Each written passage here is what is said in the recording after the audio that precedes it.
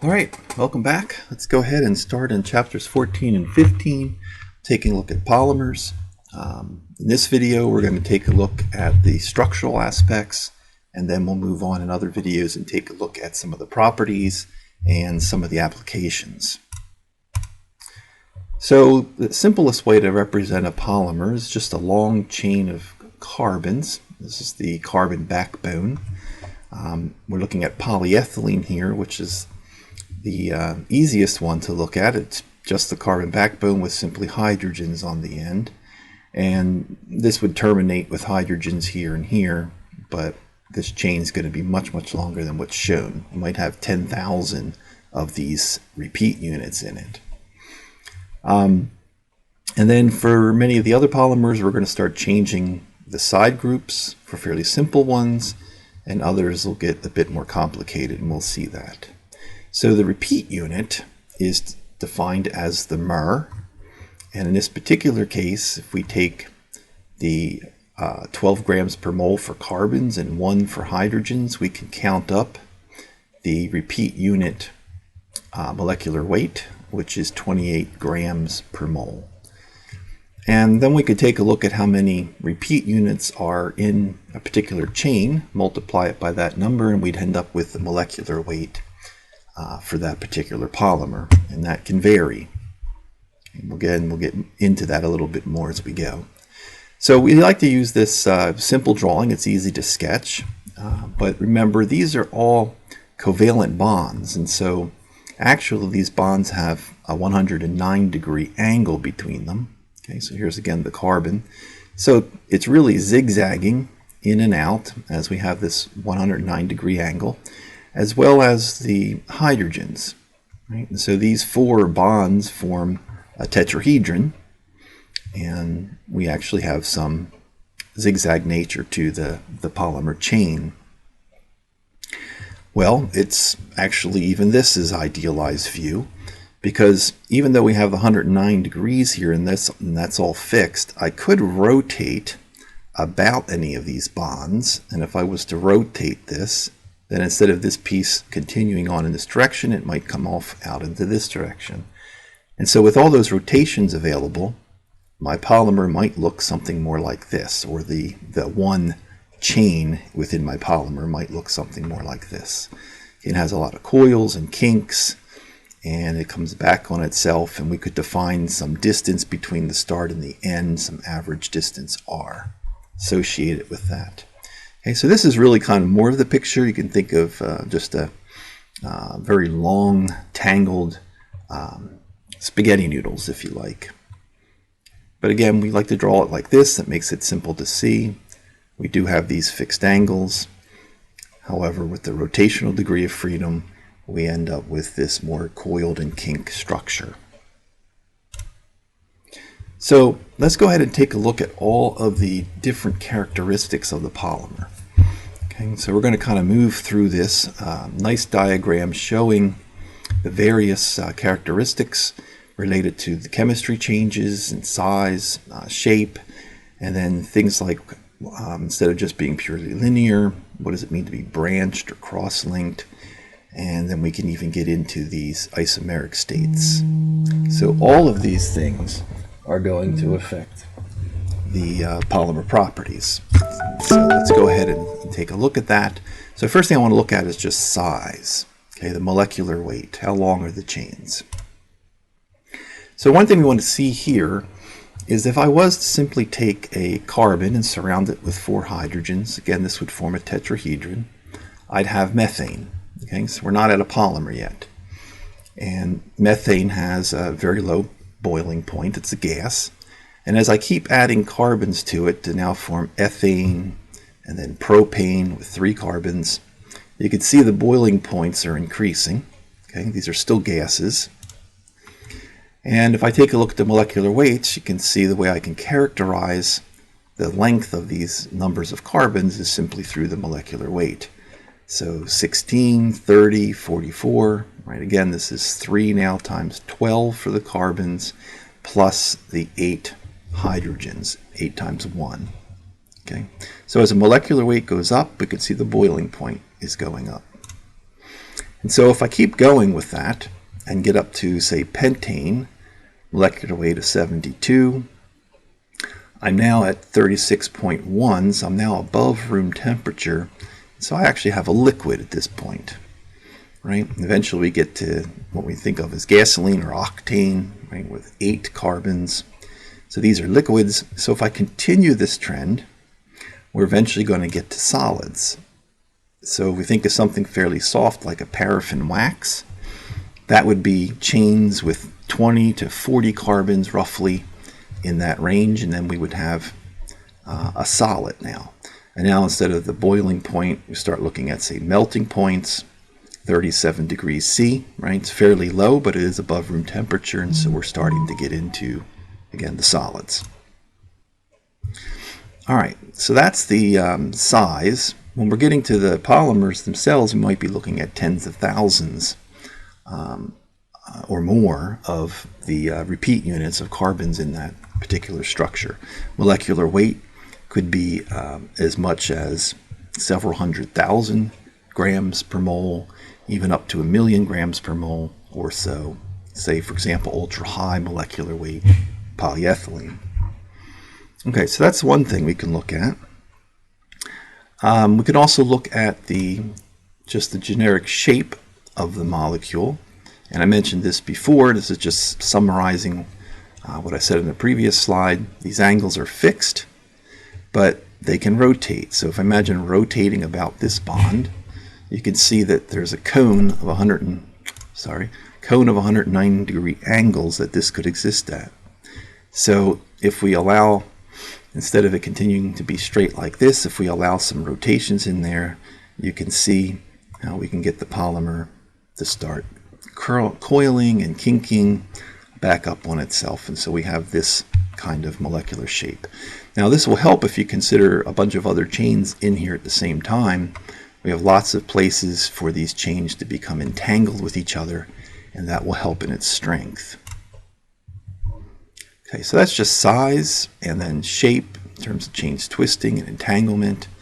Then we could do things like change the chemistry. So here's our polyethylene unit. We could go ahead and change one of the hydrogens in this repeat unit, say to chloride here, and then if we continue to repeat this, we would have another chloride at each location, and this would be polyvinyl chloride. Okay. We could replace all the hydrogens with fluoride, and we'd end up with polytetrafluoroethylene. Right? It's a polymer. There's poly, so many of these. Tetra meaning 4, fluoro. Right? So we've got 4 fluorides on here, and then we've got our ethylene base unit. Polypropylene has now 3 carbons in its basic repeat unit, and you can see that this one looks actually like polyethylene, except one of the hydrogens is now replaced with a methyl group. Okay, so polypropylene. Polystyrene, you're most familiar with this in its foamed form for styrofoam cups and things. It has a big benzene ring. If you remember this from chemistry, each of these corners here has a carbon in it, and then every other bond is a double bond. And so that is our polystyrene. All right, so that's chemistry, and that's going to have a very large effect on, you can imagine, the entanglement, especially as you start getting large groups on the ends. All right, so let's move on into structure. So we've kind of considered all these as being just sort of linear in terms of the side groups, even though we can twist. But in reality, rather than just continuing to have this linear polymer, now these circles represent mer units, okay, whatever the particular polymer is. We could actually have side branches. So when this was being formed, we ended up with a branch being formed off on the one direction. And so we do get these side branches, which will lower the density because they don't pack as well. That'll have an effect on the properties. These branches can be very short or they could be very long. It just depends on how the particular polymer is synthesized. We could have crosslinks. So you could think of this as a a branch here and then it attaches into another one. These crosslinks are usually made intentionally, and this side branch here is not the same polymer, but it would actually have a different species in it. So for example, in a rubber, this would have a sulfur in here making these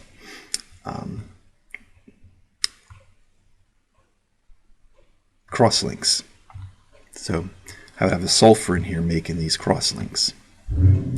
Could also have a network polymer. Oops. As you can see here, this is more like an epoxy, where you have one big network rather than individual type carbon backbone chains. The first two are going to tend to be thermoplastic materials, meaning you can heat them up and melt them. The bottom two, especially the network, will be thermosets. Once it's set the first time, then heating it up won't melt the material. You can degrade it if you heat it high enough, but it's not going to melt anymore. It's a thermoset, like an epoxy. All right, we also have isomeric states we could talk about. So let's go ahead and look at, say, the stereo isomeric states. And here, if we take a look at polypropylene, right, this is the one with the methyl group on, replacing one of the hydrogens, we have some choices as we continue to repeat this particular unit. So this is showing more the 3D view, but if we take a look at just this piece here, that's our repeat unit. And if I continue to just repeat this unit, so there it is again, there's another one, and another one, I'm repeating the identical unit, so I haven't changed the place of this side group, right? In our example, that was the methyl group. And so that's referred to as isotactic. I could also, instead of putting that side group on this carbon coming out of the board, I could shift it in the next one, so it's on the same carbon here, but now it's moving into the board, so it swapped positions with the hydrogen here. And then I swap it back again. This is referred to as syndiotactic. And then I could have the case where it's random. So in some cases it repeats, some cases it swaps, and that's referred to as atactic. Okay. These can affect the ability of the polymer to crystallize. If it's a semi-crystalline case, for example, the more ordered isotactic would be easier to form a crystalline material, partially crystalline material. We could also have some geometric isomeric cases. Here, this is for double bonds when they show up in the polymer. So this is a little more complicated example. This is the repeat unit, right? It continues on here and here, but we've got a double bond now. So if our side group is on the same side as the hydrogen of the double bond, it's a cis. And if it's on opposite sides of the double bond like this, it's referred to as trans. Okay, again, affecting the properties. So lots and lots of variations that can be done on just the simple idea of having this carbon backbone. All right, so let's take a look really quick at some examples of how this might affect properties. So if we use the CES EduPack software, we could pull out all the cases for the polyethylene. And if we look at polyethylene, we have low density polyethylene, we have what's called linear low density, we have high density, ultra high molecular weight polyethylene. This is another high density that has a slightly different purpose. And one of the things just to notice is that at the lower densities, they're going to tend to have more side groups and be less semi-crystalline in nature. And so their densities here, if you take a look, are going to be lower in general than these higher density cases, which have fewer side groups, which allow for better packing. Okay. Also, as we start increasing the molecular weight, so you can see the low to medium, high, ultra high, you can see that the modulus is also increasing. So the modulus is increasing as we increase the crystallinity, so this group versus this group. So we're increasing the density here, which is an increase in crystallinity.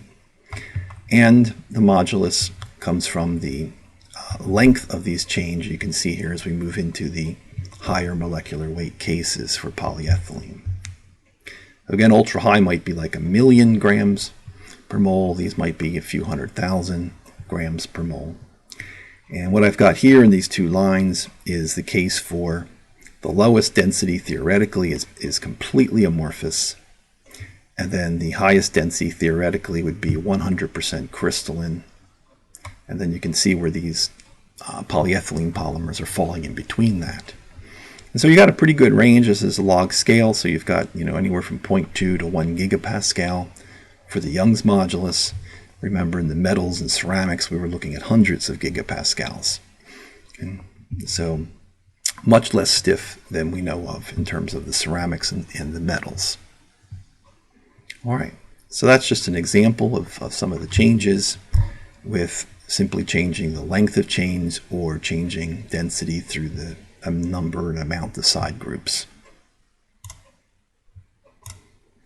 And then the last point I wanted to make here is that we can also change that crystallinity. So when we talk about the crystallinity or the partial crystallinity, say especially in the case of polyethylene, then what we're actually doing is taking the melt chains, and they do actually align, so they will come twisting back and forth on each other, and they will line up to form an actual crystal structure. So there's a real unit cell defined in here, and you can see that in your textbook, but it will form these crystals, and it will form many different crystals throughout the material. And these will all be attached to each other through chains that were in one crystal, and then maybe the chain then connects into some other crystal, the in-between regions being amorphous.